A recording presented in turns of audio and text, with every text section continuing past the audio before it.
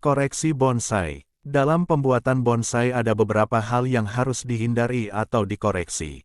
Kesalahan atau kekurangan yang harus dihindari atau dikoreksi itu adalah sebagai berikut. A. Kepala terpotong. B. Cabang lebih besar dari batang. C. Cabang menyilang batang. D. Cabang tumbuh di kanan dan kiri batang pada ketinggian yang sama. E. Cabang tumbuh membentuk lingkaran. F. Cabang tumbuh tepat ke arah depan. G. Cabang tumbuh ke atas. H. Cabang menggantung ke bawah. I. Cabang saling berkaitan. Untuk memperbaiki hal-hal tersebut di atas bisa dilakukan pemotongan, pengawatan, pengelupasan dan pemahatan.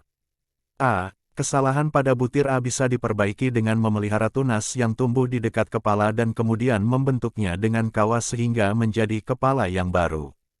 Cabang di dekat kepala yang terpotong dibiarkan tumbuh panjang. Cabang tersebut dibentuk dengan kawat menjadi puncak baru dengan bentuk sesuai yang dikehendaki, agar nampak alamiah bekas kepala.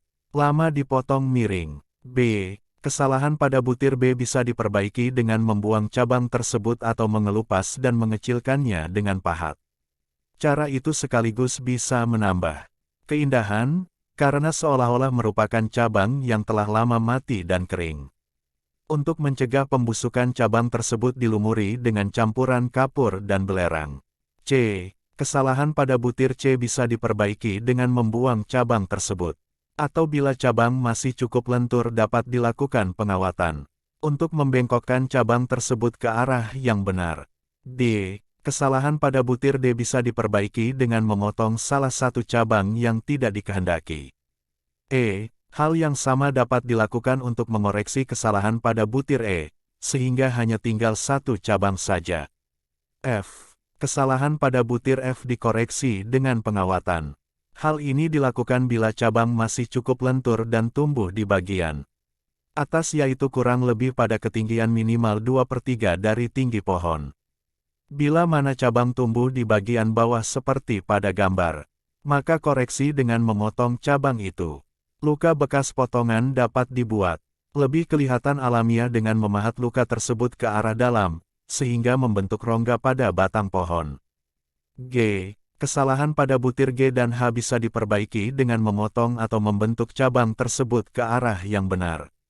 I. Kesalahan pada butir I dikoreksi dengan membuang ranting yang tidak diperlukan dan dilakukan pengawatan untuk memperbaiki bentuk cabang dan ranting. Sebuah bonsai yang baik harus mempunyai perakaran yang baik pula. Pada pohon yang mempunyai perakaran yang lemah bisa dilakukan beberapa cara untuk memperbaikinya. A. Beberapa tanaman kecil, dari jenis yang sama, dilukai dan diikatkan berjajar di sekeliling pangkal pohon yang juga telah dilukai. Dalam melekatkan ini sebaiknya kambium dari pohon-pohon kecil bertemu dengan kambium dari pohon yang akan diperbaiki perakarannya. Setelah pohon-pohon kecil itu melekat pada pohon utama, bagian atas dari pohon-pohon kecil itu dipotong. Setelah akar tersebut tumbuh besar dan kuat, akar pohon utama dipotong. B. Pangkal batang dilubangi dengan bor atau dikelupas sedikit kulitnya di beberapa tempat. Luka-luka tadi diolesi dengan hormon penumbuh dan kemudian ditutup dengan tanah. Dari bekas-bekas luka akan tumbuh akar baru. Setelah akar-akar tumbuh kuat, timbunan tanah diambil sehingga akar kelihatan. Hal ini dilakukan agar akar yang sekarang berada pada permukaan tanah lebih cepat membesar. C. Bila akar tumbuh di satu sisi, perbaikan bisa dilakukan dengan memberi batu atau rumput pada sisi yang lain.